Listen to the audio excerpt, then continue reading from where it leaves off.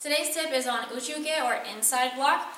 Usually once you get up to like orange belt, in our dojo orange belt level or intermediate level, once you start doing hand sandan, you have lots of inside blocks and your technique shows itself. So what happens a lot of time in our dojo is people will start inside blocking like this, or they'll start going through the inside of their arm or not cover at all when doing an inside block. Remember that when you're inside blocking, there's a cover hand there for a reason, so you need to be covering with one hand as you're loading with the opposite hand.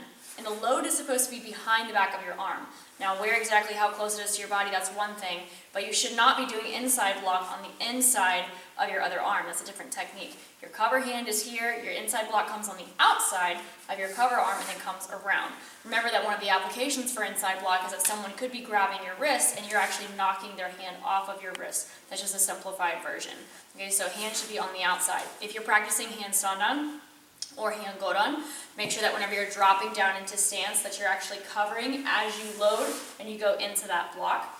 And then same thing whenever you're working in class or you're working with our live streams, you should be practicing your inside block very deliberately. What I try to do is I actually take my first two knuckles and reach toward my elbow, and that's usually a good placement because then you're able to rub along the back of the arm. You don't get caught behind your elbow, but you're getting the technique in there. So if you're going to try outside of your normal practice times, then maybe just stand in front of the mirror or just feel, make sure that you're coming in contact with your elbow, but more importantly that you're behind your opposite arm.